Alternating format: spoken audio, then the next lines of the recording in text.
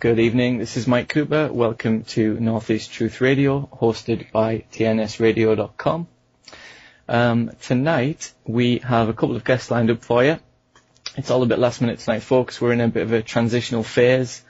We're running the show on our computers here rather than going through Vinny's servers. So we may have a few technical difficulties, but I do believe we should be fine. Fingers crossed.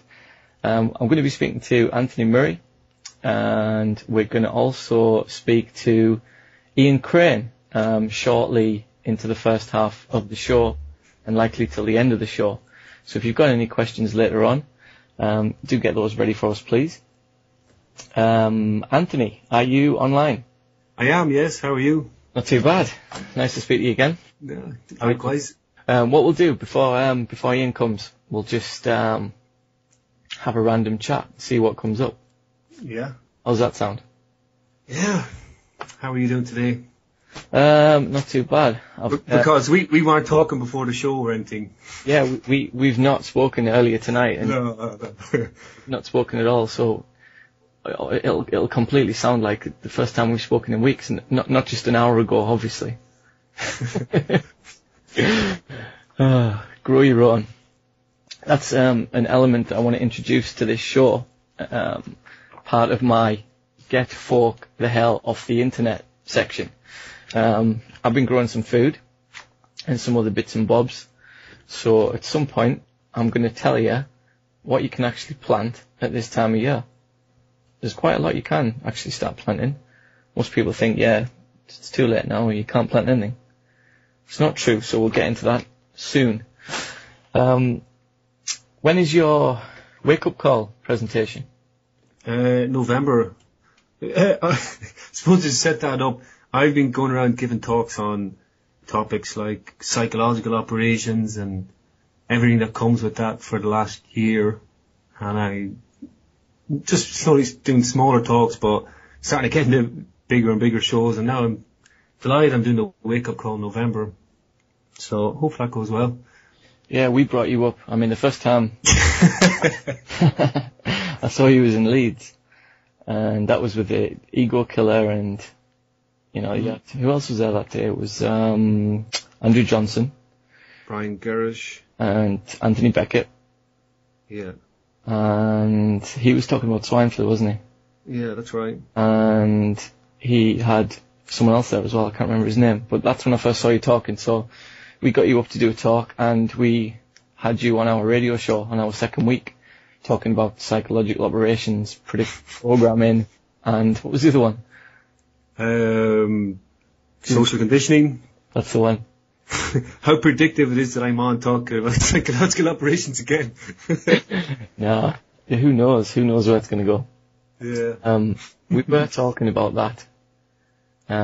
Last time we were talking about how you can train animals to press buttons and count to 10 and all this random stuff just to get fed, and how we're sort of following that as well. Yeah. What is it you called it? What was it? What's the name of this type of psychology? Operant conditioning. Operant? Yeah, there's loads of research gone into that, and there's loads of videos and on the internet people can watch to understand those basic ideas, but it's just shows you can instill behavior patterns in animals or groups of animals by having schedules of reinforcement, so that they keep on getting a reward at a certain frequency to make them keep going back. And if the frequency of the reward is just kept below a certain threshold where they'll stop that behavior, then they'll keep going back. And this level, which is this form of conditioning, is used in marketing. It's used in everything, and it's really something people are not taught about in school or anything. But it works, and people should really look into it. Do you remember seeing those experiments they did? I think it was mainly chimpanzees, but it's like a memory test, and they show the monkeys lights flashing in certain boxes, and and if they get the sequence right, they get some food. And these sequences were so long, they totally were so much better than human equivalent at trying to actually follow that pattern. I never quite understood why it was like that, but do you remember those type of experiments that were going on?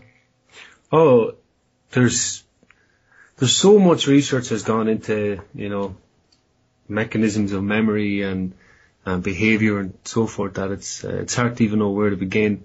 But one person to look up is Dr. Skinner, psychologist back in the last century. We could probably put your money on it that he was behind some of that research that you're just talking about.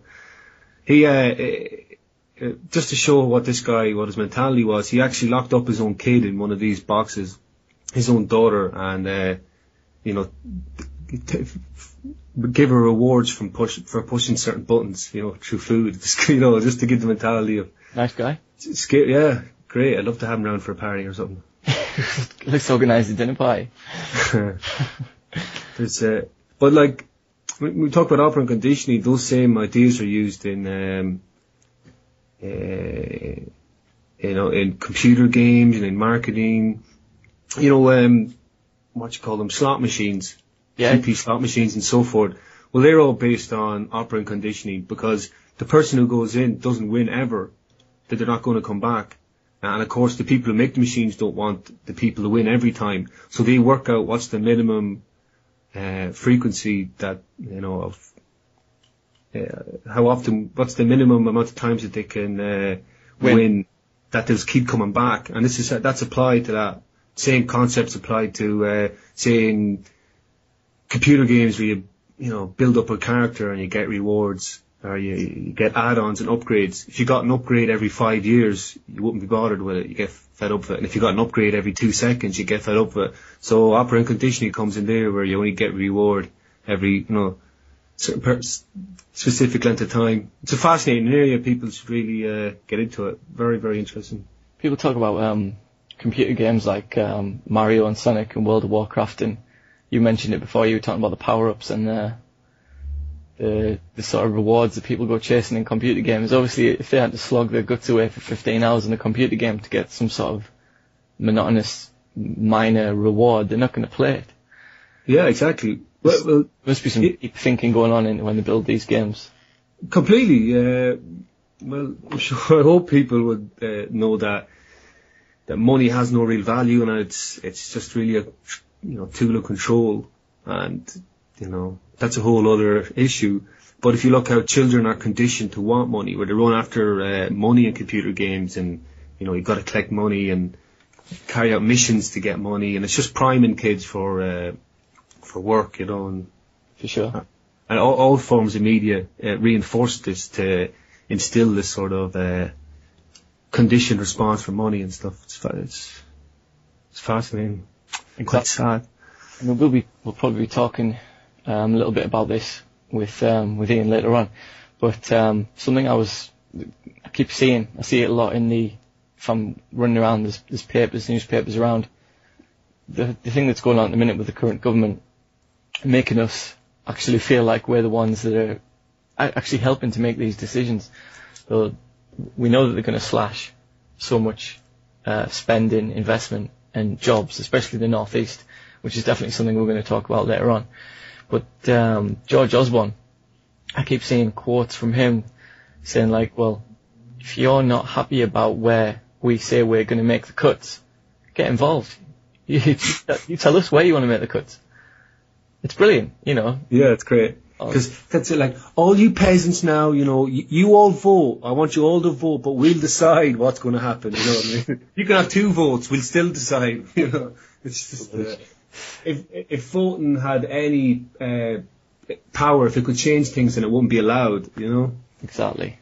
So it's... Voting change anything, they'd make it illegal, I think, is a quote I've seen numerous times. Yeah. What else have we looked at? We're looking at stuff in the paper, and here's some positive news for a change in the front page of the Northern Echo, which was on Saturday the 14th of August, which is Chorus announces plan for 220 jobs. Now they're the steel company which is on a £31.5 million facility on Teesside. And they produce steel structures for things like wind turbines. Now, we're talking about sort of eco stuff, and we're going to mention the Freeman Eco Village project a little bit soon as well. But there's all this push towards making us believe that the government are genuinely interested in eco-friendly, low-energy, energy-saving, money-saving schemes. And I've seen this one more. In the northeast now, there's so many wind turbines springing up now. Personally, I don't mind them. You know, I don't think they look too bad. Yeah. But you've got people now, the public have been conditioned to run around asking for solar panels and wind turbines because they think that's the best that we can do. That's surely the answer.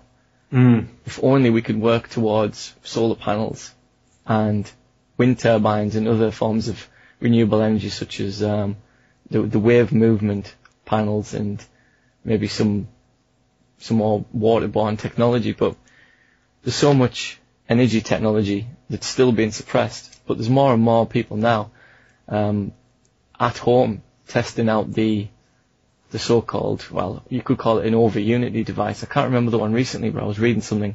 Maybe someone could give me a clue. Someone in the chat box will know. It was it's two guys who've got this large magnetic device, and it's powered by a small battery. So it's not 0 point, it's not free energy, but it gives out anywhere between 15 and 33 times the electricity that's put into it. And that's a magnetic technology. So people say, you know, I still hear a lot of people saying, and I'm guilty of this myself, it won't go anywhere, it'll be suppressed, people end up getting killed like they normally do, and it won't come out. But when you look now, there's so many people developing the technology with magnets and over-unity devices. I don't think they can actually hold it back for much longer. But obviously the spin, going back to the chorus and the Teesside, the jobs in the northeast, is that they're going to create 220 jobs. I'm thinking if we need to create if we should be creating all of our energy as renewable, they should be creating 220,000 jobs if there is about it. You know what I mean? And this is front page news. And I know it's a local paper, and 220 jobs is a big deal, especially in terms of, you know, chorus staff who thought they were going to lose jobs, and obviously some of them have.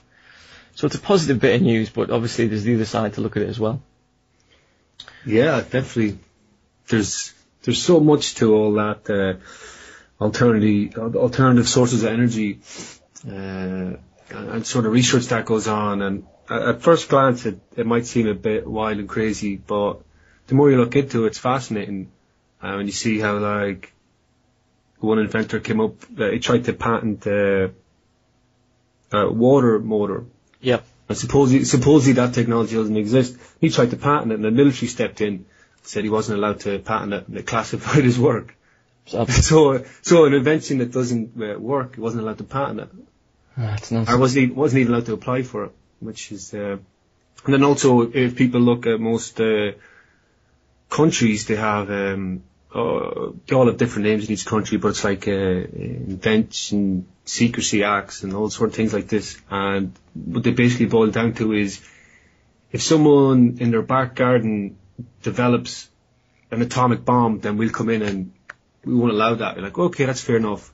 But then they say, if someone comes up with an invention which will destabilize the economy of a country, we can then step in and classify that work and stop it being patented and stop it being commercially available due to affecting economic stability.